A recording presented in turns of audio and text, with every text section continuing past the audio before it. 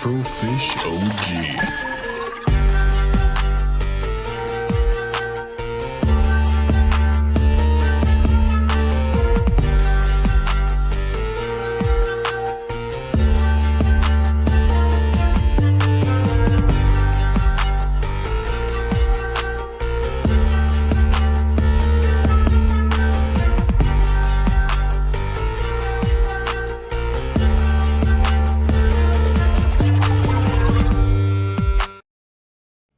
What is going on, everyone? Welcome to episode 15 of season 2 of Afro in the Know. Now, this might be a little bit different for some people out here, and the reason why is because my voice is slightly calmer, because I don't want to get yelled at by my wife. She's trying to go to sleep. I don't want to get yelled at, okay? All right. You better buck. So I'm not gonna try to get too excited. I'm gonna be like excited, but like too excited, like a parent that's like cheering on their kid, but don't want them to know. You know, they're like, "Oh, you're doing great, son.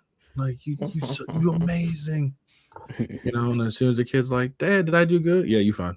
Just like that. Right, just like that. So today is gonna be a good one. This was a night stream. This is usually one of my latest streams I think I've ever had. But today we got. How do you guys even say that? Food is it? I was sitting here struggling, and I was like, I don't know. So Phucaname, right? Phucaname. Yeah. Okay, that sounds a lot better than Phucaname. But like, over the years, we've gotten a lot of different variations. Like Phucaname, I've heard cussing on this program. Mm-hmm. Okay. Well, in general, like the name derives from its base, which is like fuck a name. Yeah. But you can't say, you know, what's our name? Fuck a name. Like we can't run around saying that. So it's just a twist on saying it in a more polite company, basically. Yeah. That started fair. A while ago, so Yeah. I like that though. Like, I mean, and that's why I was like, I don't really know I don't know how to say this. Like, I was no shame. Like rude. you get it often, you know. But I appreciate the clarification. But so for usually the same way these always go. I like to give y'all both the floor. For people who are here who do not know, you know, tell a bit about what you're about. You know what I mean? Who's going first? I'll let you go first, man. All right. What's good, guys? I'm the main podcast host, if you will, but like not the main host because we're all the hosts. Is how we do it. But the first voice you usually hear on the podcast introducing it. I go by Frosty Phoenix, FROSTYPHENIX. I do voice acting. I stream video games on occasion. I kind of put that on the back burner because life. I'm a journalist by trade. Aspiring voice actor, all around like editor, and so do a lot of things, jack of all trades kind of thing when it comes to technology and social media posting and stuff like that. You can follow me across the web at my name, Frosty Phoenix. And fun fact is I spell it PHENIX because it's an acronym of my name. I don't say it much, but it's implied, I guess, at this point. If you ask, phenomenal Eric Nixon, like a little bit of a booster for myself when it came to confidence, because I wasn't the most confident kid in high school. So I'm a lot more confident now in my skin at the age I'm at. So it's implied. I don't necessarily have to say it anymore, but that's with the backstory behind that spelling. Okay. So yeah, spit on me. Nice. Yeah, I knew like it was a confidence boost. I didn't know what it actually stood for. That's tough, Frosty. All right. But yeah, it's your boy Wavy God, of course. The waviest bird you'll ever meet. That's what I always say. Another thing I always say, you know, the sneaker lover, anime watcher, the video game player. It's all the things I like to do. I like to also read a lot of comics too. You know what I'm saying? I just went to the comic store recently, and I got a pile over there I gotta finish. I'll do it some other time. But you know, I just be gaming. I haven't been streaming and stuff like that. I don't stream. But you know, another host of Fuka Pod. Y'all all, you know, go and subscribe and listen to that on Spotify and Apple Podcasts. You know what I'm saying? But yeah, we another blurred group, talk about everything in the nerdverse, as we call it, the nerdverse or the squadverse. You know what I'm saying?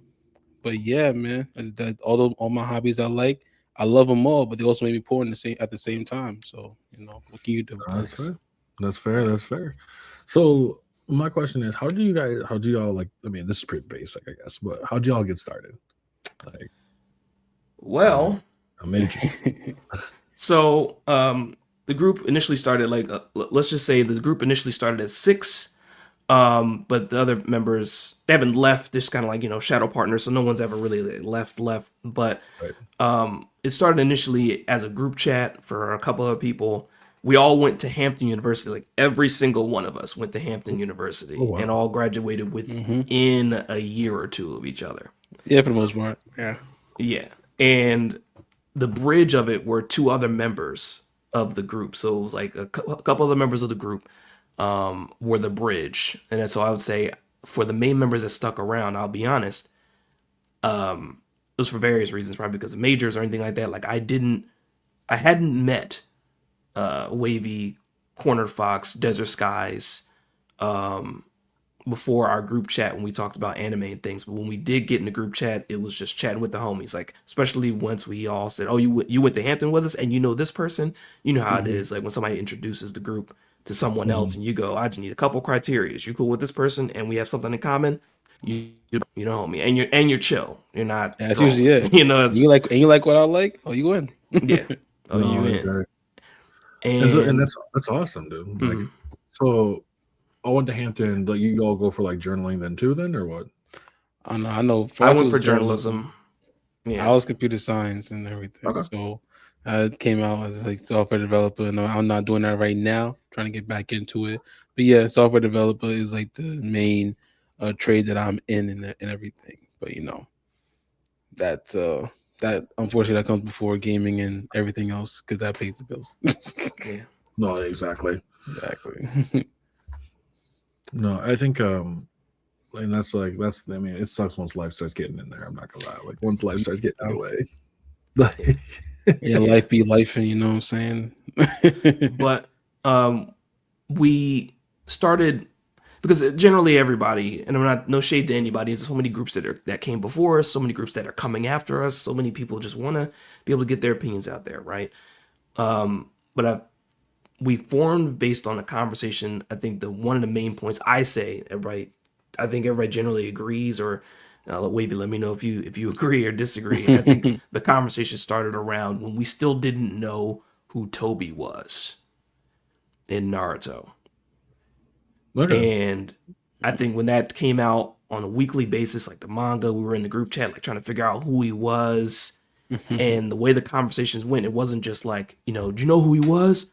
Oh, dang. All right. It was like we were getting into like detective level conversation. Well, you remember in chapter blah, like it could have been this person, but then like it couldn't make sense because then Madara, blah, blah, blah. And then, oh, like what about this person? Oh, yeah, that makes sense. And then we talked about other things too in general. But the formation around that conversation of like who was Toby and other anime discussions and video games turned into like why can't we just crack open a mic and share our opinions with the world? Yeah, like how most people be doing. Like this is easy. Let's start a podcast though.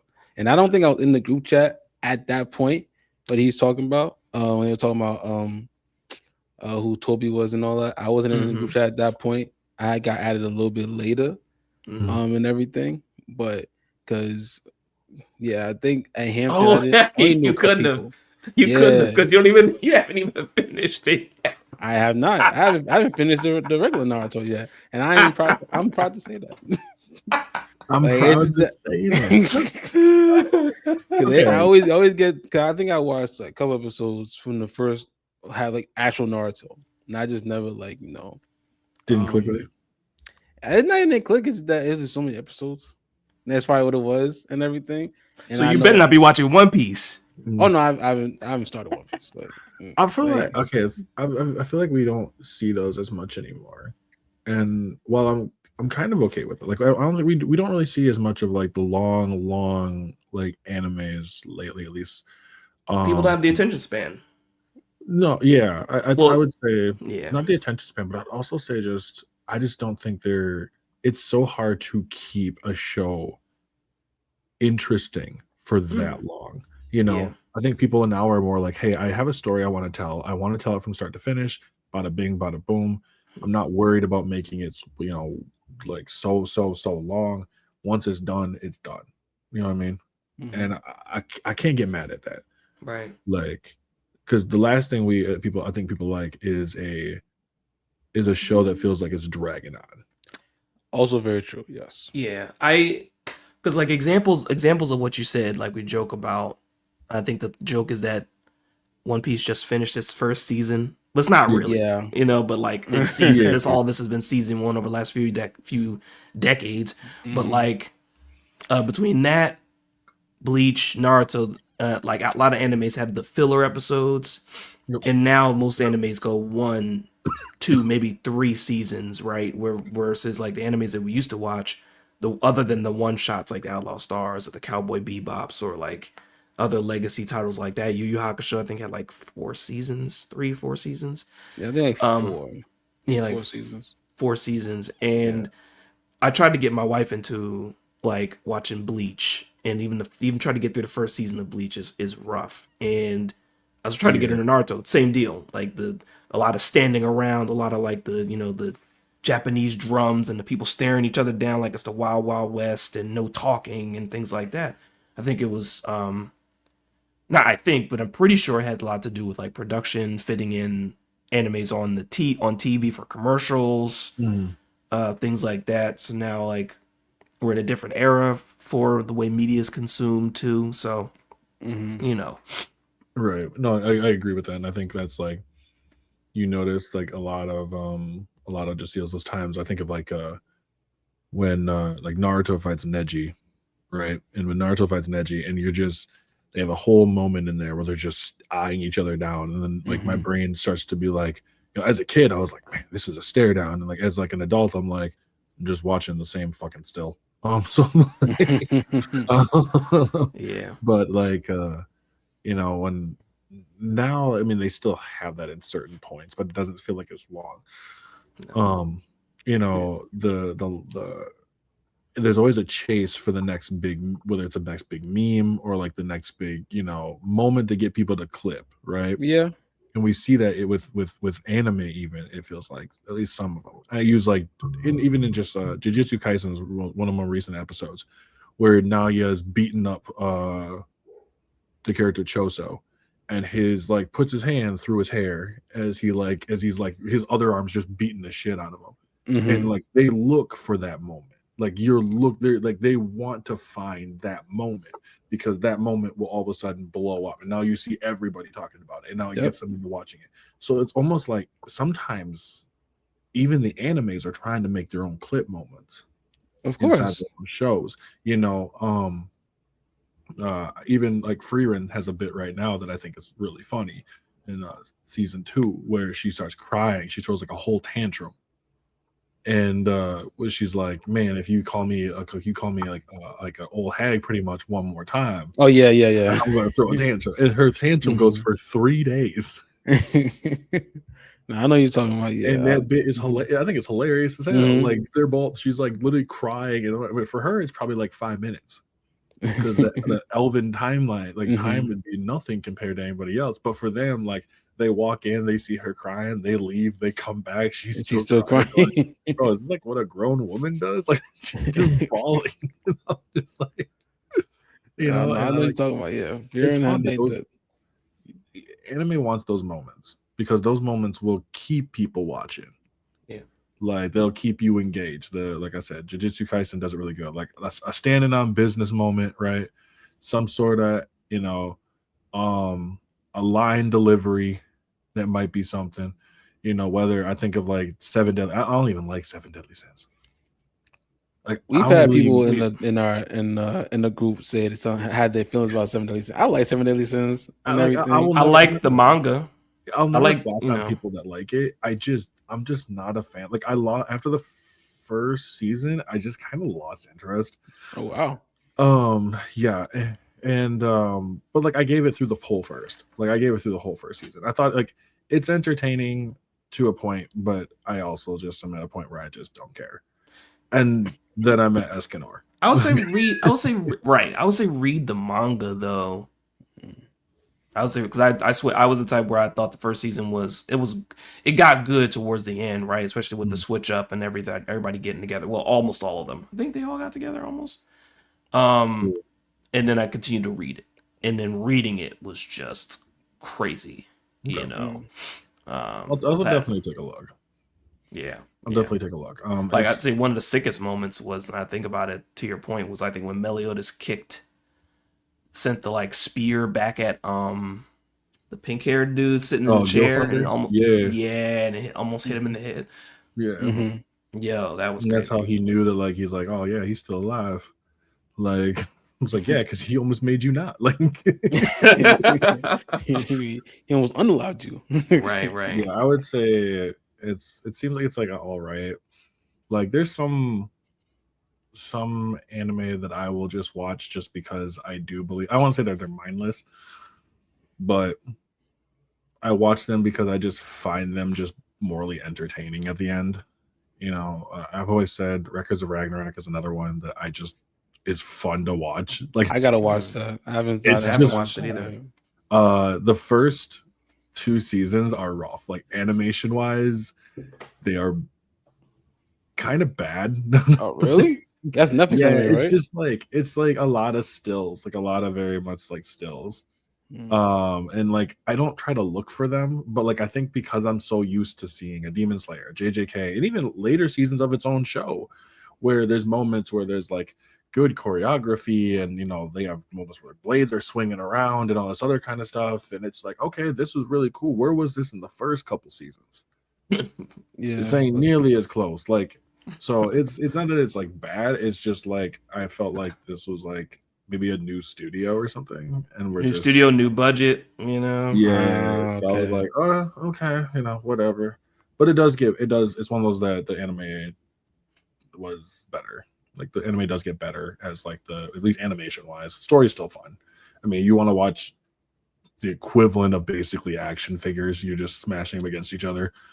That's Records. Like, what if Adam fought Zeus? And you're like, that sounds kind of crazy. Like, what? Yeah. What if like Nikola Tesla fought Beelzebub in power armor?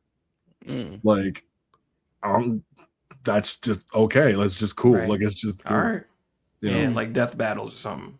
Yeah, pretty much. Oh, okay. But like, ironically, the last person they interviewed said the same exact thing. But like I wanna also touch on like your guys' work. Because you guys kind of seem pretty, like you said, within like the nerd space in general. So it's like it's anime, it's you know, anime, it might be like just regular TV shows. Is it video games as well? Like, is it just narrowed down to just anime, just video games? Is it kind of just a little bit everything? It's mainly everything. We've been doing a lot more gaming stuff recently. And we've always been saying, even though amongst ourselves, we always say like we need an anime episode. Yeah, we haven't done that in a minute. But I think the last episode we just actually dropped today and everything, I had a lot of anime talk in it, more so like Dragon Ball and stuff like that. I don't give it all away, but that's like a lot of the discussion in that episode and everything. So, but yeah, like we tackle everything, and then like I said, the nerdverse as we call it. But gaming has been like the main thing for a couple episodes now, because there's been a lot of things going on and everything with all these. A good chunk of season, like like, you know, basically the last probably 5 episodes or so, you know, and then we cover the gaming awards at the end of the year every year. Starting like the last 3 years have been something that we've been able to crank out a pre and post show. Okay, nice. Yeah, we actually me and a few other people did the same thing when it comes to video game boards. And because I looked through some of the stuff. Like I was scrolling through a little bit. Actually, one of the things that you popped up from y'all was about I believe you had about franchises that you didn't think were like going as like for profit. Mm. I believe that was the one that popped up, and I was very interesting about what you meant by that, like by for profit. I mean, I think and with that post, I think Frosty's the one that kind of like made that. I think is, but I think if I'm not mistaken, Frosty that was more so like franchises that like not for profit, but like they you don't have that same love, or it's not the same anymore, or like they're just doing stuff just to do it now, and they're not really like they're throwing at the wall, seeing what sticks, and that's really it. If I'm not mistaken, Frosty, that's pretty much what that question was about. Yeah, so the biggest example that I hold of many franchises, I think there are many people that have commented, even in the comments section, as you may have seen in that post, where people are fans of franchises that have gone more commercial. And there are two that come to my mind. It's a running joke in the group. I'll bring it up first. I was a big Destiny person. Yeah, yeah. I was a big Destiny person. Like we're talking like, I knew the lore. I knew not as much as other people, of course, as like I would say, I'll be like, basic level. Like I knew what certain things were. I guess you could say almost nerdy. Like if you saw something show up, also like on a D&D type level, like see something show up, you go, that's a type 2, blah, blah, blah, blah, blah. You know what I mean? Like that on that level. And the company's gone through a lot of different things. The player base has gone through different changes, but the game in general has gone from like Destiny 1, for people that made fun of it for not having content. I guess you could make a comparison. It was like almost like SpongeBob and the imagination box. Like it's not that the game's not fun, it's what you make of it, right? And for me at the time, that was my thing, because I was also big off of Halo, so the gameplay was like Halo. I was like Halo Reach, Halo 3. I'm like, oh, more Bungie, like give it to me. Oh, this is all great. And it turned into a lot of breaks. Like the lore kind of changed, the gameplay turned kind of into a lot of grind, and then the last few years have just been a chase of collaborations. Like the last collaboration, not the last one, the last collaboration they did was with Star Wars. Yeah. And they merged their storyline very heavily with Star Wars. And I don't, there's a difference between inspirations of things and you straight up made a deal with Lucasfilm Star Wars for your story content to where now it's a part of the verse, when that was never a basis for your storyline to begin with. Okay. And I could see a lot of it, like maybe if there were force powers or then anything of adjacency, like in the franchise before. But now you just basically added something that wasn't even native to your story, to your mechanics, into a game to attract a different audience. And I'm not in the business. They've even stated publicly, more or less, and a lot of companies are taking this stance too. Not a lot, but some companies are taking this stance of, if you don't like it, don't play it anymore. Like they don't try to defend and say, oh, we're going to keep our core player base. They just kind of go, well, if you don't like it anymore, we're trying to appeal to the different gamers, the newer gamers, like the younger gamers. And what they want is some things kind of like more of a Fortnite thing, which Destiny did do. Did they? Or When like, did they do that? they did a Fortnite crossover. Oh, they when did. Yeah, they did the Force Night. I forgot. I forgot Yeah. about that. Destiny doing the Fortnite. And then they had What franchise did Witcher. at this point? Yeah, but right, but you know who hasn't? Well, never mind. Don't get me started. I was gonna say, who hasn't? Warframe. Don't give me any ideas. But they won't. Like, and if they do, that's the same point. You know what I'm saying? If they do, but they don't have to. They're still stuck to their lore. I mean, things might be inspired by things that they put in there, but you don't see like a Warframe crossover with an XYZ blatant. There's nothing wrong with that. Because that fan base is there and it's going to stay. They've been It's there strong. since 2013 and they're going to stay there forever. It's strong, and it has its own system. But to the question, between that, Assassin's Creed, I was a big Assassin's Creed guy. I played up to 4.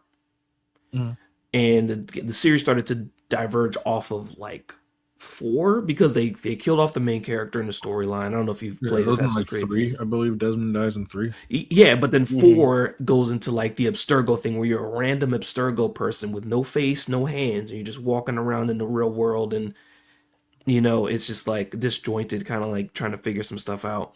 Okay. And the like even the Ezio Chronicles and the whole Desmond situation, like the clear thing to me as a gamer would have been the pivot to Desmond being alive, and then you use his bleed effect and you're an assassin in the real world climbing the Empire State Building.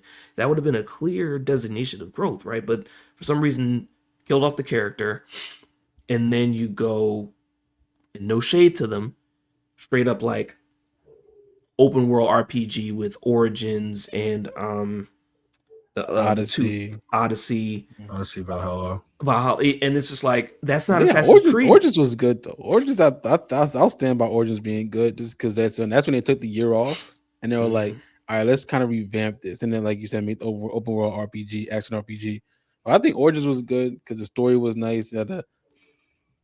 I'm told I have to give it a fair shake. I'm told I have to give it a fair shake, and I probably do. He's black. Come on. Yeah, for that and the origin. But my thing is like, then that's when you start getting to the whole thing about continuity and like the first game, like Altair, Ibn La, like, you know what I mean? Like that was the first game. So now you're trying to go with like a history thing or like the origin of like, I don't know. It's just like, but between that franchise, and I know, shout out to our teammate Corner Fox. Every time you mention Ubisoft anything, the 2 words out of his mouth on his keyboard are "fuck" and Ubisoft. Every time you even mention it in front of him without hesitation, those 2 words escape his mouth. I mean, look, I don't be the same way, but they got rid of one of my franchises, so I'll never forgive him for that. But Immortal Phoenix Rising. Yes, they were supposed to make a sequel, and they said, "Nah, that's on the chopping block." I was so heated. That doesn't surprise me. I liked Immortal. I still gotta finish it. I liked Immortals though. That thing was great, man. I love that. Immortals is funny. Like it was. Immortal Phoenix Rising. It was funny. It was definitely funny. It had that comedic patch to it. I think with it was like the constantly jumping from like outer world, the outworld, back into like a puzzle world. I didn't mind it. It just felt like a lot, but like it's definitely a lot. They took a lot of inspiration from Breath of the Wild. Definitely, yes, definitely Breath of the Wild. Yeah, if they slimmed those bits up, I think it would have been much better. Because I don't mind like some of the like puzzles and stuff like that. It's just when I had to like constantly jump into one area, do like a puzzle thing, jump back out, go to the outer world, run to the next place, jump back in, and like I was like, bro, I left the Super Mario like painting worlds a long time ago. Like I don't need that no more. Yeah, I played through Mario 64 a couple weeks ago or whatever. I beat that game faster and better than I ever had in my whole young life. Like, I didn't finish it. I stopped at like 50 stars. I'm like, dang, like I'm looking at myself as a Super Saiyan. Like, I don't know if you guys have seen him at all. Who? But he's a speedrunner. He goes by Sweegie. I've been watching the way he does it. Like he like beating the game in like 20 some minutes and stuff like that. He's done. I think he's the lead. He's the leader. I think in like all of them, like 0 stars, 1 star, 16 star, 32 star, like 120 star, 70 star, I think it is. Yeah, he just fucking goes. And I was watching him do like, I think he beat the 16 star in like 15 minutes. Wow. Yeah. There's a lot of like moves and like breaking in the game you do, of course. Well, of course. But, like I'm like the logic behind that. But like a lot of the franchises, like, and I think I'm speaking very broadly, like especially if the companies, like whether I'm right or wrong, companies don't necessarily speak out against you because it's your opinion. But companies have done things like, say, Destiny did the collaboration with Fortnite, or Assassin's Creed has kind of veered off to be more open world to expand and like bring in a different player base. Or they remaking Black Flag, but yeah, it got delayed. So, but then that fact of like you tried something new and now you're trying to go back to what worked. That's the whole gaming industry at this point, right? And so like people have been in the comment section like when they were like, "Oh, Monster Hunter used to be this, but then they watered it down," or people are like Persona, like I love Persona 1, 2, and 3, and then they say they did Reloaded, and then they give you back, and then I'm waiting like people are expressing like even in the comment section that there are franchises that I wasn't privy to that were near and dear to their hearts that they felt has gone commercial, like less about the content and more about the wider appeal. I mean, it makes sense. Like, because I was like, to a certain extent, I guess.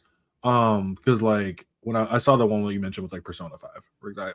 And I was like, as a person who's only played Persona 5, I haven't played 1 or 2. Because 3, it seemed when it started to become what it was, like what we know Persona is now. 1 and 2 are very different. I have another dude that he's played them all. And he's like 1 and 2 play nothing, like 3, 4, and 5. And 5 plays very similarly now. Well, 5, and then obviously like Royal, and then you had Reload, Persona 3 Reload, which plays similar to 5, which I'm assuming 4 will also play similar to 5. Like they kind of have their formula down. Yeah, probably. But like when I'm watching them, because like in my eyes, like games have always been commercial. Like they've always been commercial no matter what. Like as much as we can talk about it, like we can always discuss, like some games have, like some games can say, like, you know, like you mentioned, Assassin's Creed decided to go a different route. I'm always interested to wonder if the sales beat were not working, so they tried something different, because Ubisoft is basically known for their open worlds, and they already kind of had it. Yeah, they definitely have a formula. They're like the Marvel, they like the MCU formula. They have a formula to their games. It's an ongoing joke at this point. That's what a lot of companies I think want. That's why like things like certain ones, like maybe even like Pokemon, Call of Duty, something like that. Because like once they get that formula, like once you were known as a brand like that, it's not like I'm just known as that Call of Duty. You know what I mean? You know how Call of Duty plays. You can just say what Call of Duty. You know what you're gonna get from it. Pokemon's another one. You know what you're gonna get from it. I think personally, I feel like a company wants that. Like, yeah, they want it because they're so big, you can't fail at that point. Depends on the franchise. Oh, yeah, I know for a fact Pokemon can never fail. Yeah, no, and that's what I'm saying. They will release Pokemon. We always joke, like they release Pokemon feces and it'll sell. Like, you know, like they're gonna always prevail, man. And I be in my head. It's a lot of times I always think that there's the Call of Duty community, the Pokemon community, and there's the 2K community. I low-key be thinking that the Pokemon community is just as bad as both of those, because they will accept anything. And most time it'd be good. But there's a lot of times like the community, they'll still be complaining about a lot of stuff, but they'll still buy it anyway. Like, and they'll have a good time with it while complaining every time. You know what I'm saying? And that's where as a community, like the community, when it comes to the gaming community, one thing I've definitely noticed is the like I think it's fine to find flaws into the games that you play. Like there's going to be a bit. I actually like Pokemon like Violet, right? I have a good time with Pokemon Violet. I have a good time with I've heard people I had a conversation with the other day with somebody that said I like Pokemon. They liked Scarlet and Violet and stuff. Like despite all the bugs that they had or whatever, they still liked it or whatever. Yeah, I think they played on the Switch too, I think. Whatever. Yeah, and I think that's totally fair and that's totally fine for people to like it. I think the problem comes in is when people are coming through and are either they're constantly complaining about it. They pick the game up and they're still just complaining. There's a difference between finding flaws and being like, yeah, there's some pop-up issues and stuff like that. I really don't care. Like I don't go to Pokemon for like an award-winning story.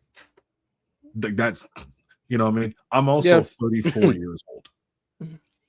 I passed the target audience by like 20 years. You know, you learn to just kind of enjoy some of the stuff, because I know like one of them you brought up was Ratchet and Clank, which they better fucking not, because Ratchet and Clank's whole story is fighting against consumerism. So like, that's the original plot. That is very true. The entire story is fighting against consumerism. So when they go back into it, like, I mean, shit, that's why I said that Deadlocked is like my personal favorite. I think it's the best one, especially with the amount of satire that they're able to pull off with Deadlocked. I mean, when you have a character called Gleeman Vox, the host of Vox News, Like, it doesn't get much more on the nose than that. Yeah. Like, the fact that they go from rag to riches story using a character that if you listen to his voice, sounds black. Like, they do that on purpose. They, they have like one character has like an Arnold Schwarzenegger voice, but that's because it's the fucking 2000s and every fucking show had to have it. But they like Ratchet and Clank was one that they didn't, then they made the movie. But then like I still didn't see that. I did. I was the only one in the theater. And I've said if No. you liked it, it was bad. I was like, if you liked it, I'm not gonna sit here and shit on. Like, I'm not gonna the type of person to be like, oh, you liked it? Oh, cool. What'd you like about it? I will like, I'm not gonna lie, I will complete 180 to be like, oh, you liked it? What'd you like about it?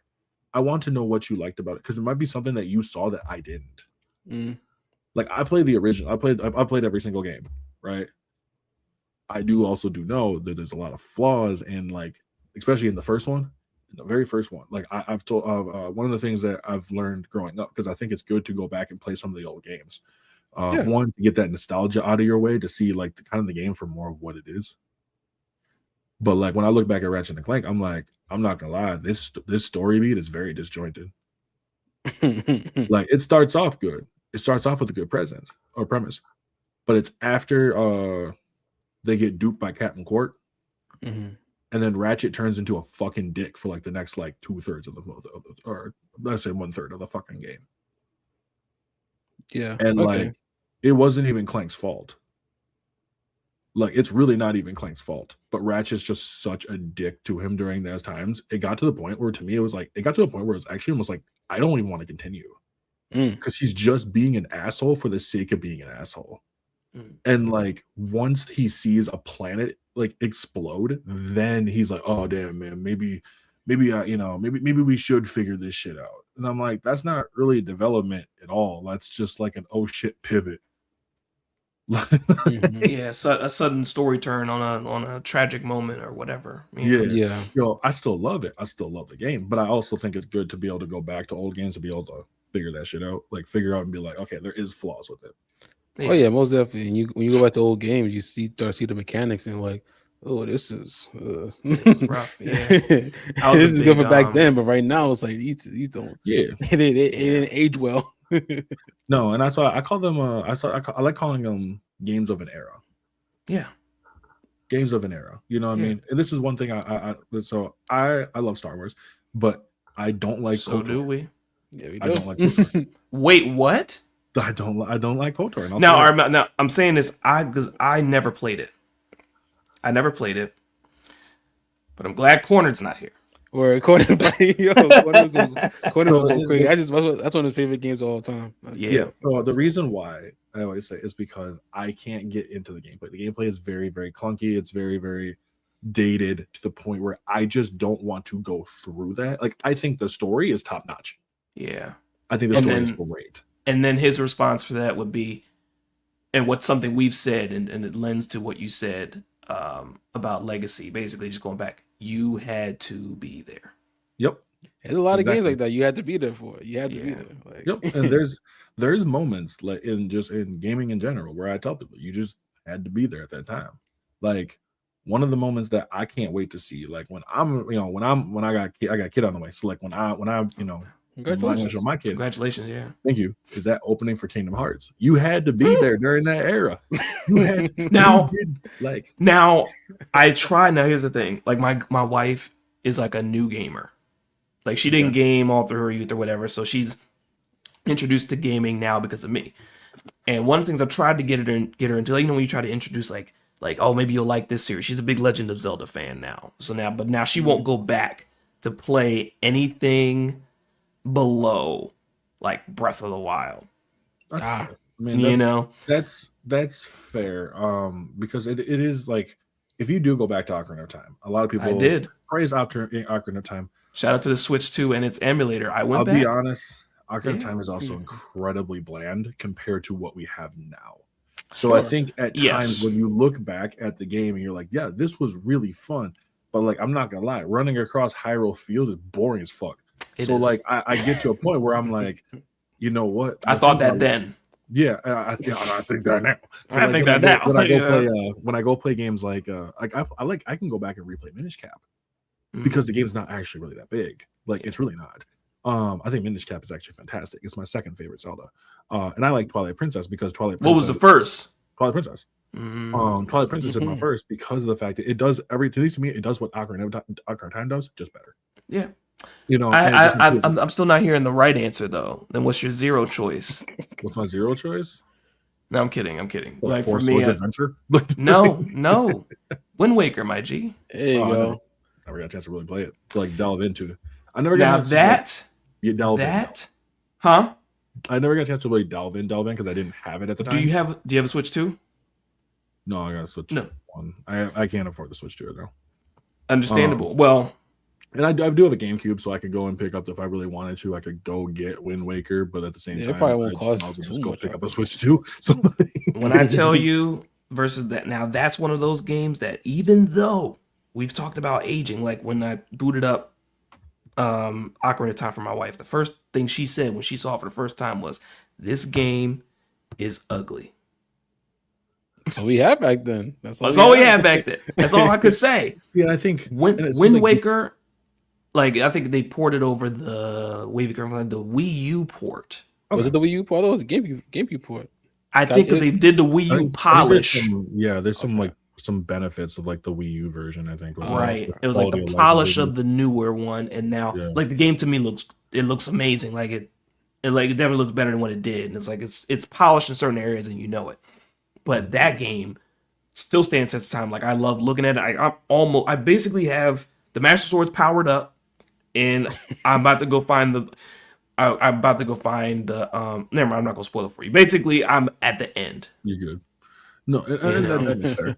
And I feel that because like I mean, art design is a huge thing, and that's one of the things that the Wind Waker did. That at the time people were like, "Well, this is stupid. Why?" Yep, they didn't like the design. That's why they pivoted to Twilight. The story Princess. is dark. But then when everybody else went back, when they went back to go actually play it, and it's like, yeah, so shut the fuck up and go play it. I'm not saying that you have to, but it's a prime example of when a bunch of gamers are like, "Hey, we don't like this." But then they go back later on. They're like, "Oh, this is actually really great the whole time," and it's like, "Yeah, because we've seen that. Give it a chance. We've seen that recently with S33. Yeah. I mean, really? Because there was a lot of people saying that, like, "Yo, I don't." There were a lot of people that say, "Oh, they never played the game," but they were tight that they basically won all those awards. They're like, "Yo, it couldn't be that good. Why are they winning all these awards?" And honestly, it was a lot of Silk Song fans, but a lot of other fans too. They were all saying the same thing, and then all of a sudden they were like, "You know what?" And when I swear, as like probably a month ago, I've seen a whole lot of people say playing the game like, "Oh, I see now. I see why I won all those awards. This game is great." Like, there's a lot of those I've been seeing. No, for sure. I've gone on the record to say I almost gave up on Expedition 33 because of the customization and the exploration thing. Like I almost gave up on it. Truly.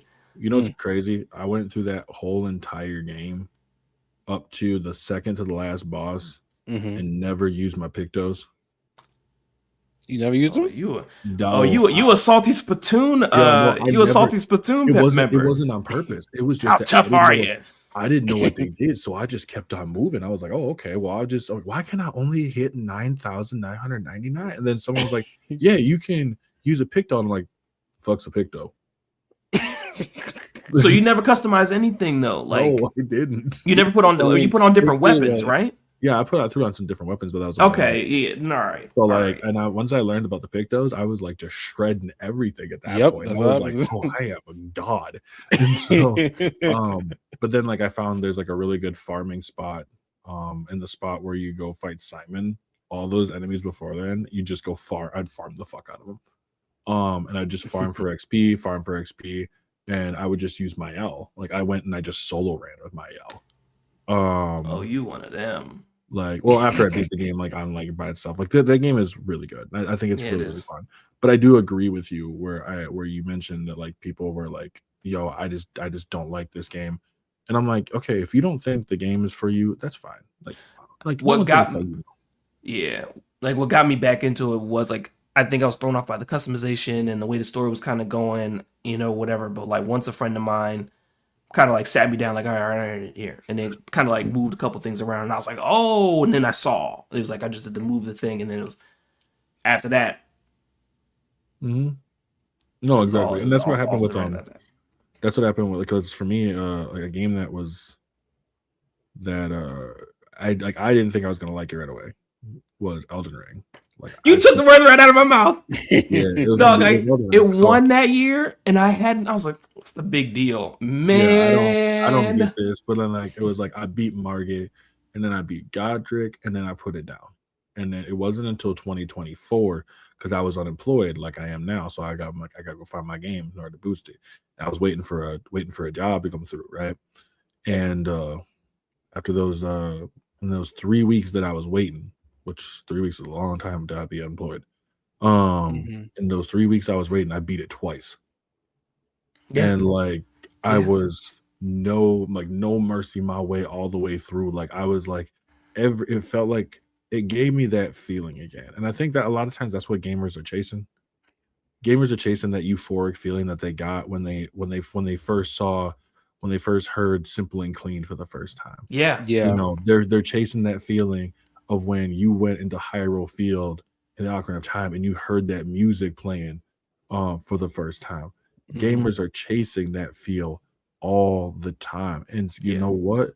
Sometimes they just you're not gonna get that feeling. Like I'm 34 years old. I've been playing games for like decades. Like if I Yeah. get that, I might get that feeling once in like every 10 years, you know? I Yeah. might get that feeling once every 10 years. yeah. I think the last time I got a feeling like that besides Expedition, I mean, I had a feeling of like this is beautiful when I was playing Ghost of Tsushima, when I was riding through and like the day and Amazing. night cycle and stuff like that. But like I didn't get that mind blown kind of feel. It's rare. It's super Yeah. rare. But that's okay. Yeah. Like it's Yeah. okay. You felt that, and I get like for me personally, I get a little upset when I hear people talk about it for people who are like younger gamers. They're not gonna understand. You know what? And you're not gonna get that same kind of experience that they're getting right now. Yeah. Like That's true. we live in a bit of a different reality than them. Yeah. We live through a time of watching them get to these points. They're just enjoying that stuff, and right now I'm like, we are the ones who are going through and wrecking it for them. Mm, Like, Yeah. You look from that perspective, is that I definitely understand that. Like it's just two different times. You know what I'm saying? Like yeah, this like you're the time people with who this grew up. generation of gamers, yeah. Yeah, you're the time of people who grew up to make it what it is, and then you have a time of people who are just chilling in this here and now. yeah. Yeah. And Yeah. yeah, Like like like that conversation about Destiny. There are players who are loyal to it, who liked the skins. Like and unfortunately, like say were the game is very um in shop heavy. Because yeah, like say one it's of the live service. I yeah, always kind of expect it to be. yeah, and it's like you can't some of the skins you couldn't earn. I would even like to earn. I'm the type where I like to earn. If I Mhm. can't earn it, if there's something that's really like, then I'll throw money at it. Like if it's something I really want, Yeah, you know. right. But if there's no option for me to earn, I'm not with it. Versus like, like you said, the kids would be like, oh, that skin I want it, bam, no problem, you Mhm. know, Yeah, and and you you just know the buy thing is, it. the one thing I truly believe this, and it's always said, is if game companies now could do what they're doing now, back in the early 2000s, you would have said the same thing. You'd have had the same thing. It would be no different. Like, because they would be like, "Oh, I found a way where I can make more money by Oh, living off these microtransactions." If they could have done that in the early 2000s, they would have already done it. yeah. They just They didn't probably have would have. the tech. Mm-hmm. Gaming was well.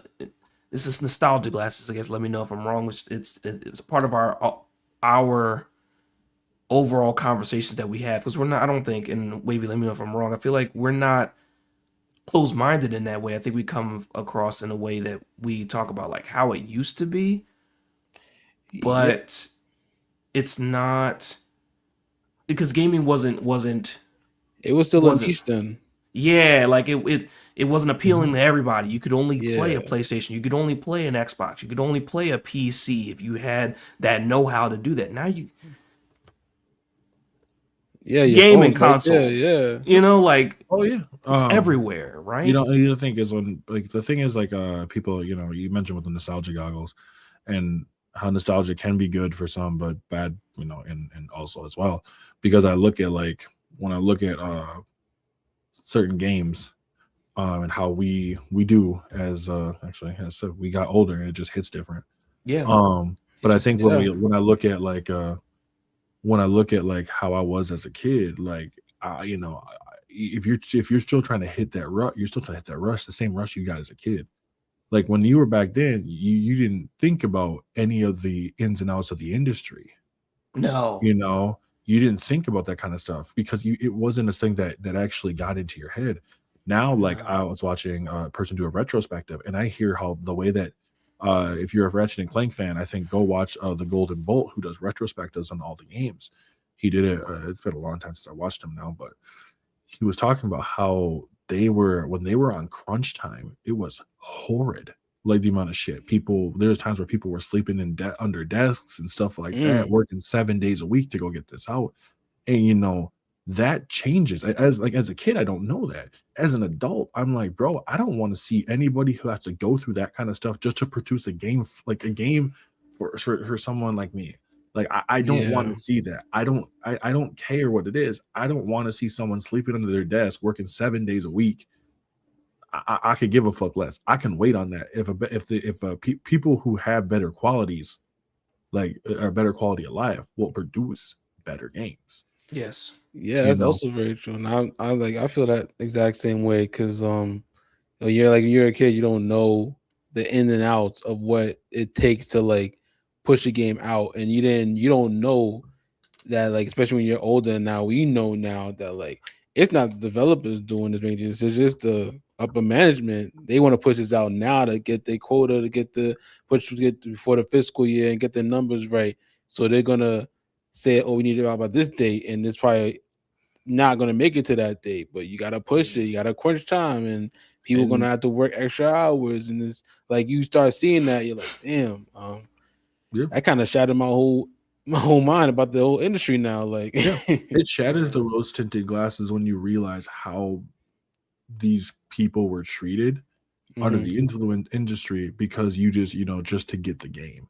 And like Yeah. I don't like personally as as a person now who works as not employed but like isn't was employed and all the other You're a kind of grown shit. man with a job. Yeah, Yeah. I don't want to see that. Like, I don't want to see Right. other people who can't see their families just to produce something, you know? Yeah. And not everybody can just delay games. Like, that's the thing that people don't get. Not every company has the ability to delay games. Rockstar has the ability They to have delay right. games. They have the time and They have the money because to do guess that. what? Technology has gotten so advanced. People also, I think this is something that people don't think too. Games back then were a lot faster to make. Like because there was not nearly the build to build something to build a game was not nearly as complicated as what we have now. Oh Yeah. yeah, I bet. Yeah. So the amount of time and tech to put into that to make like you go. I mean, people are making. Look at the games that people can make just sitting by themselves with like a laptop. Yeah. They're making games that would blow out of the water anything on like an N64 PS2 A level. lot of indie games now, like indie companies with, the smaller staff and the smaller budget are cranking out games that are the bit or This right here quality is like level. 360 to a PS4 Yeah. level Yeah, for the device. most part, yeah. You know what I mean? Like you can play Final Fantasy 7 on your phone. That's yeah. And Like so the it's the, like the old like PS1 Final Fantasy you 7 can on your play. I think it's Where phone. Winds Like Meet. I think you can play where if you have a powerful phone, you yes. can play Where Winds Meet on your phone. Like Yes. that is insane. And so like when people are like, oh well, like back then they didn't, but it was a simpler time back then. Not saying it wasn't easy, but it was a simpler time when it came to games compared to the complexity that we have our games now.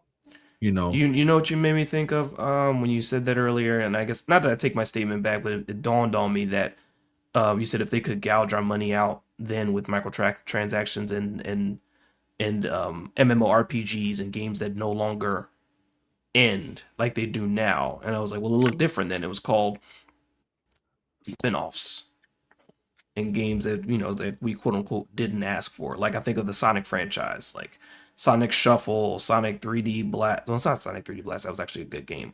Sonic. Like Advance. The Sonic Shuffle, like Sonic Advance. Yeah, fire. Sonic Advance. Sonic Advance was fire though. Sonic and the Sonic fighting game that was like the one where they introduced Emerald. No, I was thinking about the Sonic game that was like Mario Party, but nobody talks about that. Well, and I think also with those two, those were also made by different companies. So I could give you, if I give you Sonic and then I gave you Sonic, you know what I mean? Like you might come up with two completely different games. You might come up with Sonic Advance. You might come up with Sonic Battle, right?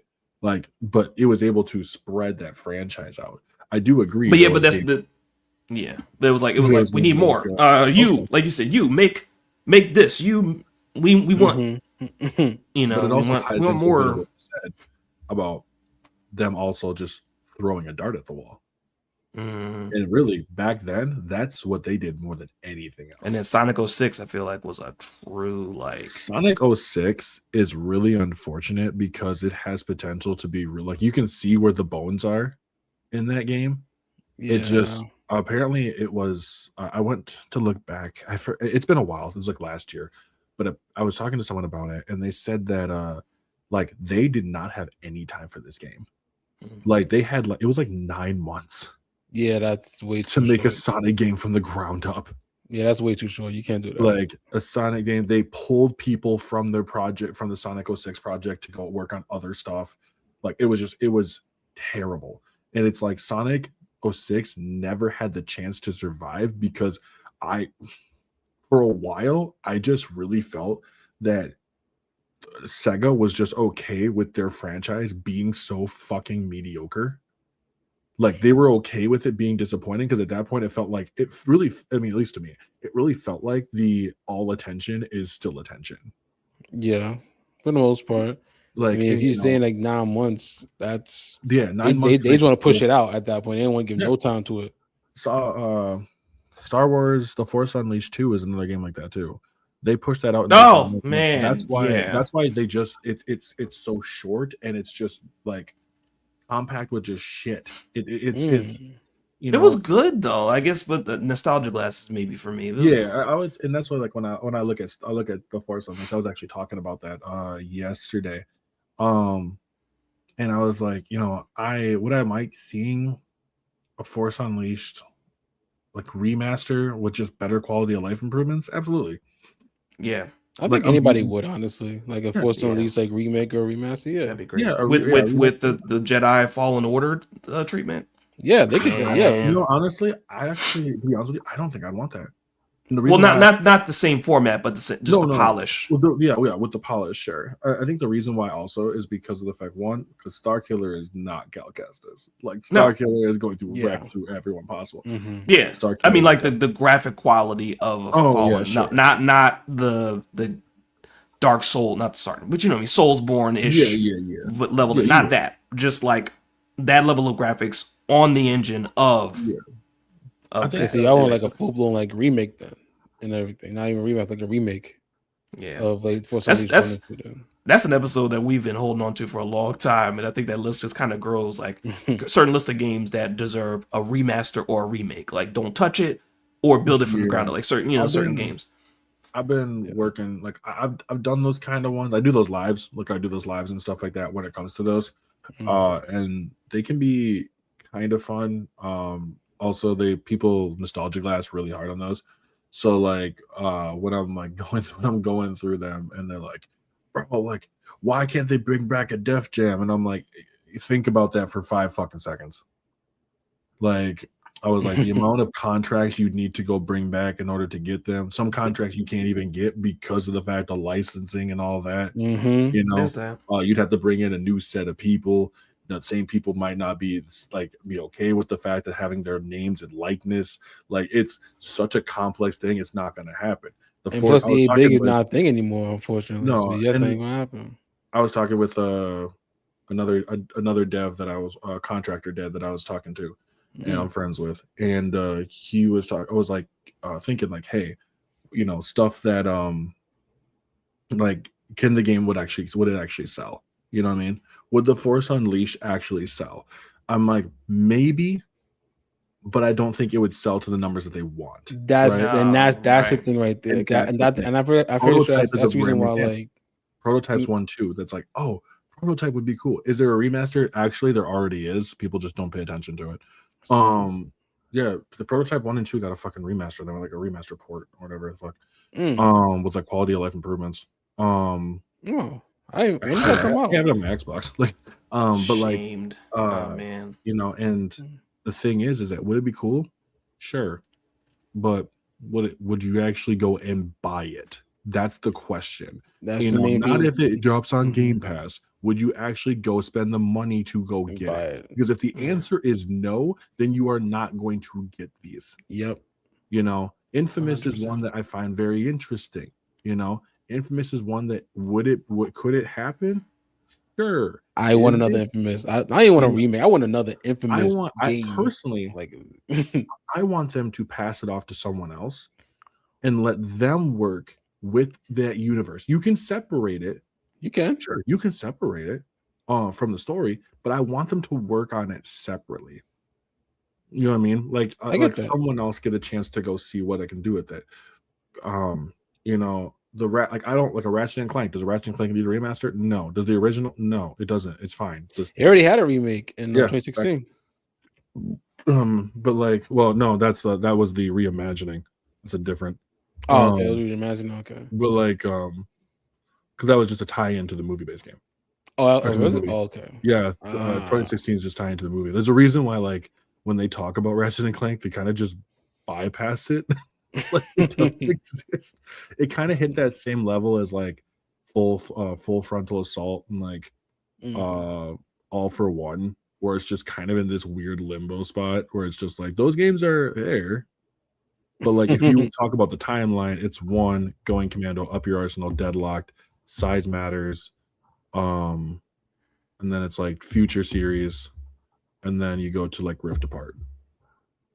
And then the next game, which I believe there will be another game. Absolutely. It has to be. Like Rift Apart ended on a cliffhanger. Like Rift Apart ended on them going to go find the Lombax. Yeah. So it has to be coming. Another one has to be coming soon. Yep. I think what's like I love speculating myself. I love speculating what's gonna happen.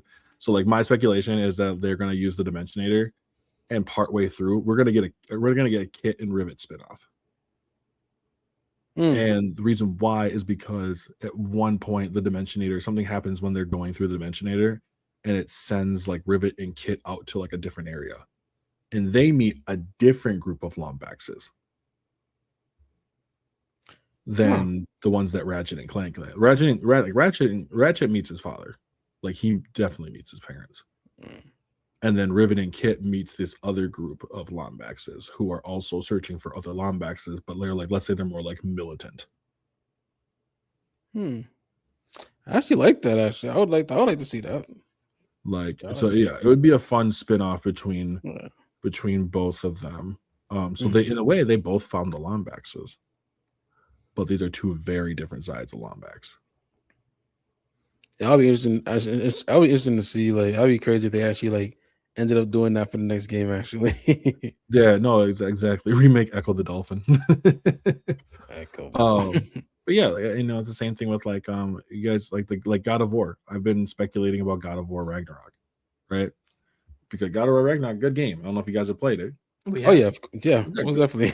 Yeah, it's a solid game. I don't know. Some people just don't. So like, you know, and you know, I've always said like I want see like my theory. We had a debate. It's not a debate. It was Cornered stance on this that God of War should have won Game of the Year in 2022. Was it 2? Yeah, that's when Elden Ring came out. Yeah. And Elden Ring came out, and then the thing with me was I played Elden Ring, and no, I think I hadn't yet, and I decided to play it, and I played through it. Like you said, I've beaten it twice. I'm not interested in the other endings, but playing it through it and played through both of them, I agree with Cornered at the end of the day that God of War should have won because of the approach and the art. And it's like I understand the approach of Elden Ring too, though, but like if it's not Basically, I agree, and because we had the conversation about God of War should have won, Ragnarok should have won Game of the Year that year. So yeah, No, that's fair. I think when I look at like God of War, like God of War versus Elden Ring is like a non-factor to me personally. I would have been. I'm happy with either one winning. Yeah. Like Yeah. personally, either one wins. They don't fight. It doesn't like one winning doesn't diminish the other at all. No, it's a recognition thing, but Yeah, I've Like, played cool, both. like, You know, I it's just just kind it's of- I just a kind of thought. It's just a figured- conversation thing. I What figured that packages? Elden Ring would actually be the one to pull it off.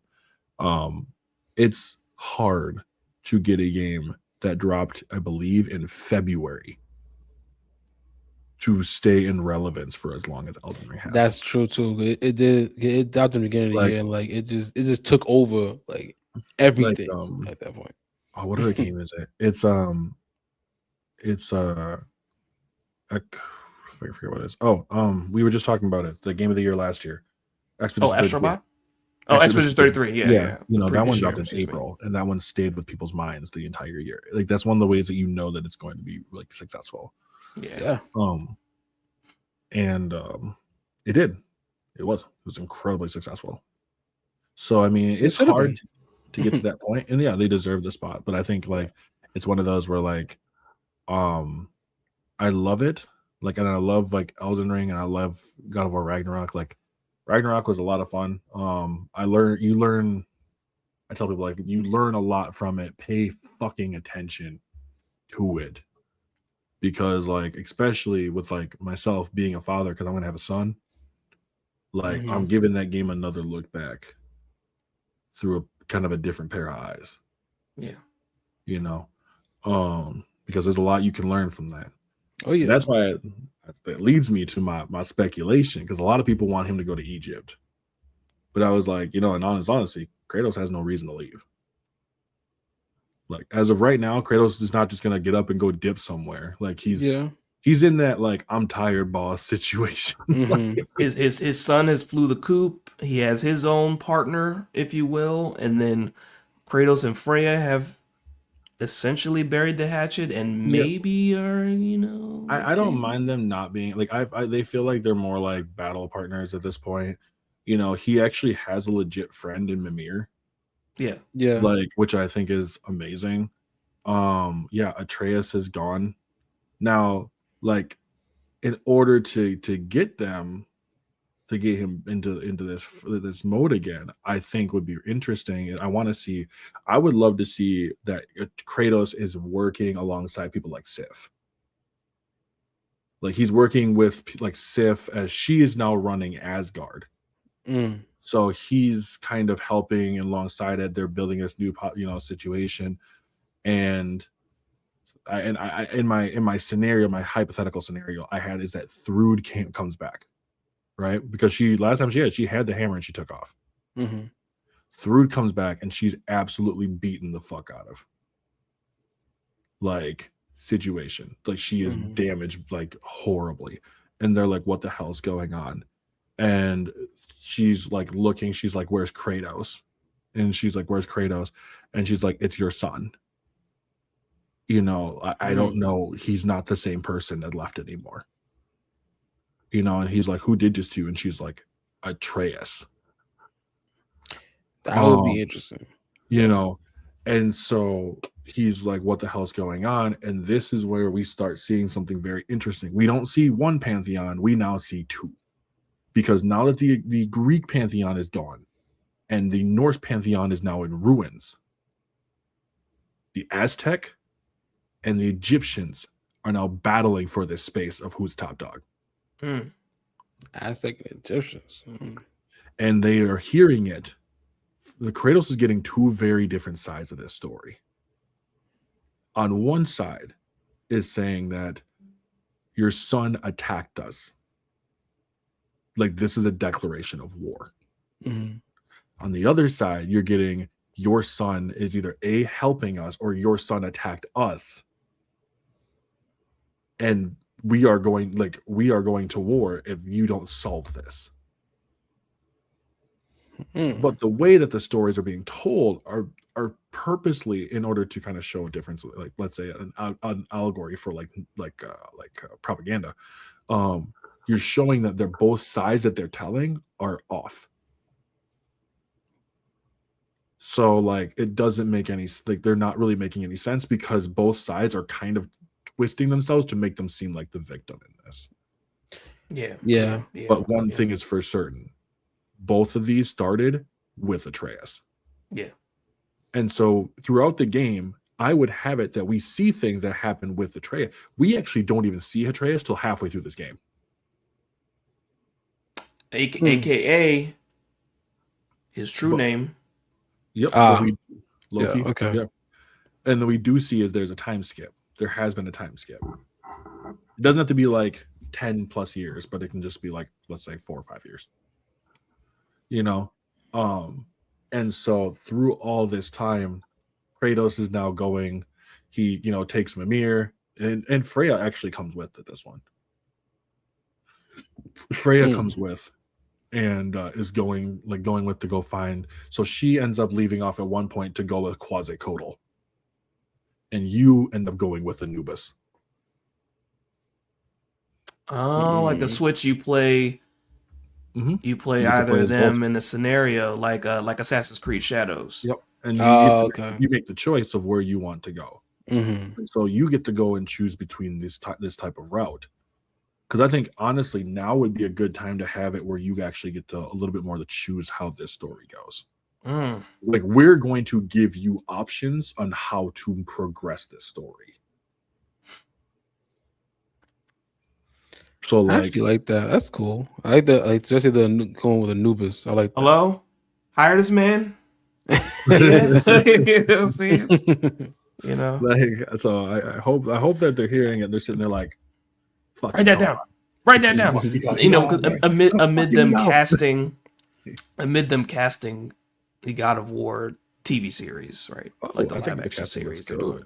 Yeah. So where I wonder where the game is falling, and they've taken time, right? Because as someone who's played all of them, I played 1, I played Chains, I played 2, I played Ghost, I played 3, I played the prequel one, I forget what it's called, the one they tried Ascension, the attack of the song that plays with the Hecatoncheires,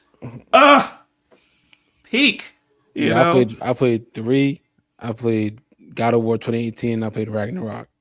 Yeah, that's what I. Now you need to, well, not that you need, but you need to play like 1 and 2. Like 2 was just back when sequels were just like, because like Assassin's Creed 2, God of War 2, Jack 2, Kingdom Hearts 2, like anything 2 was just like. Mm-hmm. To be fair, Jack 2 is like a departure that nobody saw coming. No, sure didn't. Like sure they were did. just like, so what do we do? GTA. I'm gonna kill Baron Praxis. Damn, that was like that opening too, and just like even Daxter's just like, okay, yeah. Look, in the suit, we're gonna give him guns. Like they were just like, how do we make this the most metal thing awesome? So God of War 2, and then Ragnarok was more of a continuation, but God of War 2 after God of War 1 was just like, I mean, God of War 1 ended like basically the way the games would end. I think a lot of games ended in a way that it could have been sequelized, but it wasn't necessarily something that was pushed. Like the way 1 ends, he just ends up back where he started in the first game. So it's kind of like, yeah, I'm just telling you this story. And if the game didn't do well, then loop perfect would have closed or whatever. But right. 2.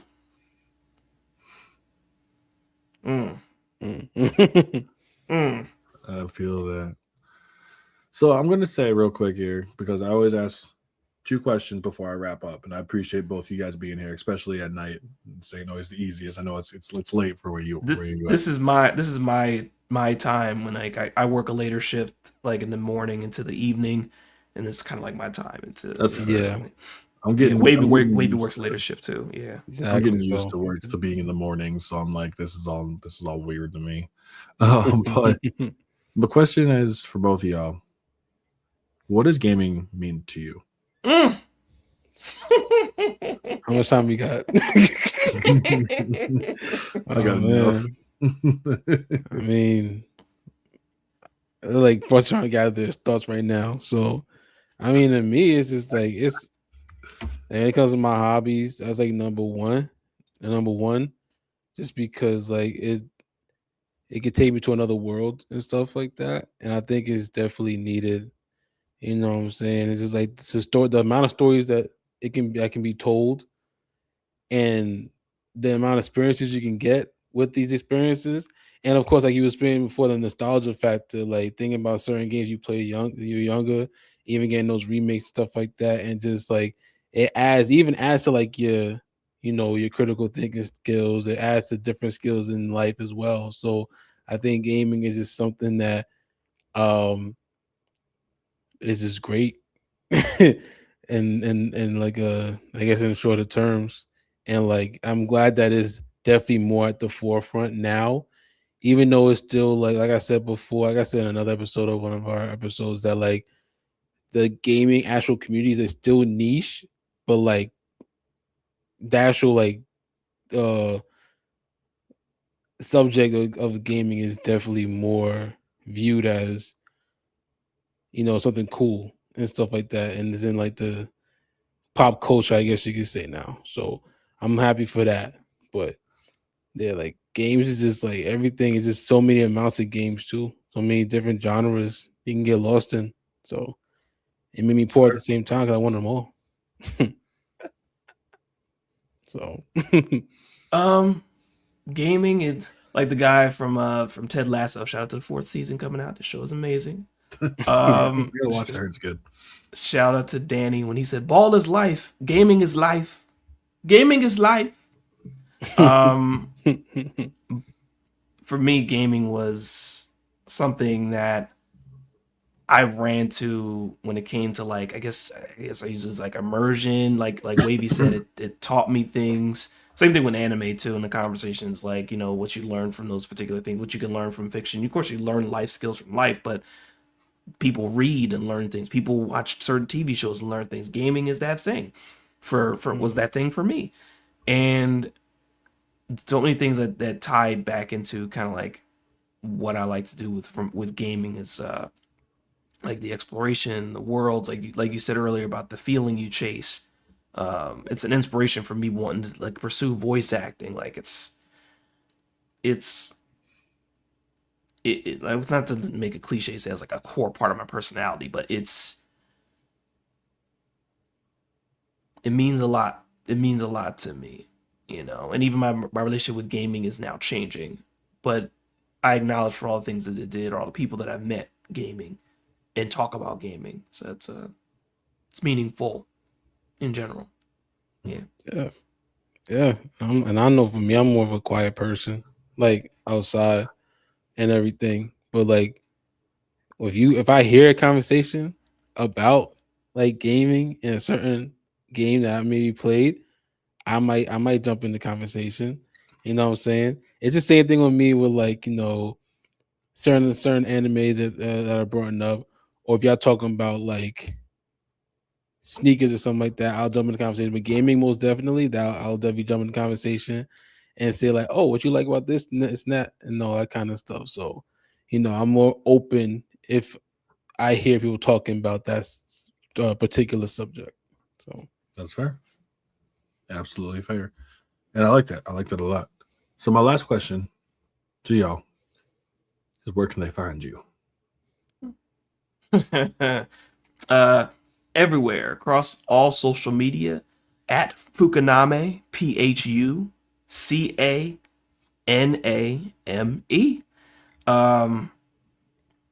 Across all social media, like you Google us, all of our stuff comes up. Um, Pretty much, yeah. Or Fucapod, a podcast, which is just basically Phuca pod or dash pod, depending on like how I word it sometimes. Because before SEO really was a central thing, they had to uniform everything. Little tip for everybody: uniform everything so people can find all your stuff that way. yeah, But Fucaname and Fucapod across all social media. Awesome. Appreciate that. And like I said, once again, I thank you guys for both being here. Y'all can catch me in the same place as always on Twitch and YouTube because that's how you're watching this. So if you're already watching it, why not leave a follow, leave a subscribe, and that'll make my day real good. You can also follow me on TikTok. That's where majority of myself is active. I'm most active on there, probably because I'm brain rotted. I don't fucking know. Also, you can catch all these clips from the podcast itself. Also on TikTok, Instagram, Facebook, Threads, YouTube as well. Also, these videos will be up on Spotify. I unfortunately made the really bad decision of just putting off a bunch of like adding the podcast to Spotify. So now I have to go through every single one, which is probably about damn near about 35 videos. Oh, wow. Well, Them all up. yeah.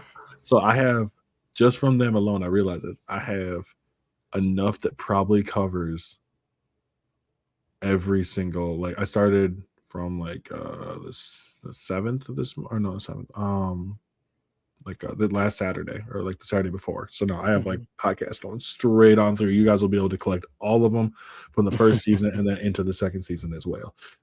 So that's a mouthful to say. I'm all over the place. My goal is to make sure that everybody sees my face and hears my voice. And damn it, I'm doing a pretty fucking damn good job. So with everybody else, I appreciate you all watching and being here. Be sure to stay in for tomorrow, where I have another cast as well. And I'm Taylor from Afrofish OG, and I will catch you all in the next one. See ya.